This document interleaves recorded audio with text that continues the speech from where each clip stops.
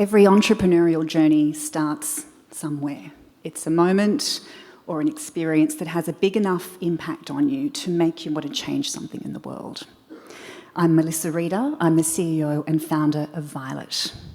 My moment came from really the most difficult experience of my life, caring for my husband, Mauro, through a sudden and aggressive cancer diagnosis and his death. The system failed us on every level. We were unsupported, unprepared, uncertain, and after his death, pretty overwhelmed with regret. It was never going to be an easy thing, but it should have been so much better. This is a life stage that we just don't acknowledge, we don't plan for, we don't talk about. And the system today is broken. 70% of us would want to die at home. Less than 15% of us get that wish. 1 in 2 people die in hospital today. That's our least preferred place to die. And it's costing us dearly. Over $1 billion each year, even in this tiny market of Australia.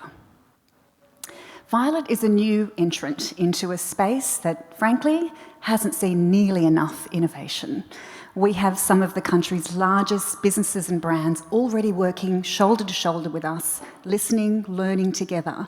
They're funding us, they know the problem, they can see the power of the solution. Violet will become a global technology platform to help ensure that the last stage of life is the very best it can be for everyone involved. A solution we can all trust and turn to as we care for the people we love. Meet Violet. For most people, the last stage of life is complex, disorganised, expensive, overwhelming, and full of regrets. People don't know what they don't know, and they don't know where to start. Meet Violet, a virtual care platform helping with practical, emotional, and clinical needs through the last stage of life. Designed by humans, powered by AI, and grounded in evidence. Violet meets you where you're at, providing help, support, and more certainty at a time when things often feel so complex. Violet is intuitive, empathetic, and always available.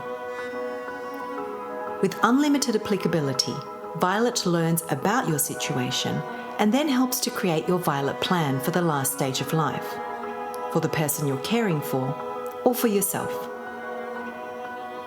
Violet then connects you to a carefully curated marketplace of services to help you deliver on the plan. Everyone needs Violet. Maybe you're one of the 5 million baby boomers in Australia caring for an aging parent right now. Maybe you're planning ahead for yourself. Globally, Violet is designed to serve an unmet need for a life stage we have largely overlooked.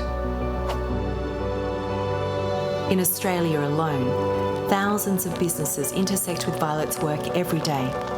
They need Violet too, to improve the experience for customers and employees and reduce time, cost, and complexity in their business.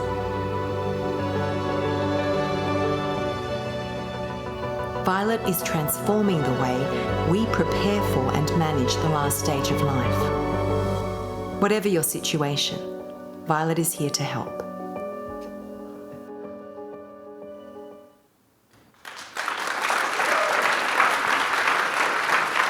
Everyone, this is my incredible co-founder, Tom Hull.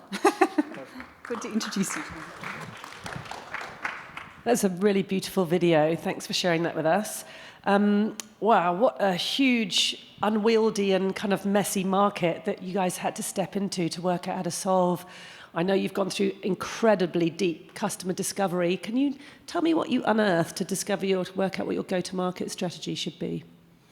Yeah, thanks, Jenny. It's really, really important that people understand the go-to-market and commercialization strategy for a product like Violet. We have a very clear 3-step plan for Australia and then for adjacent English-speaking markets that's focused on paying enterprise customers as a channel to our users. Step 1 of the plan is to focus on those businesses we call indirect care. So they their business intersects with the last stage of life, but they're not part of the healthcare industry. So businesses like life insurance, health insurance, banks, funeral planners, financial planners, family lawyers, accountants.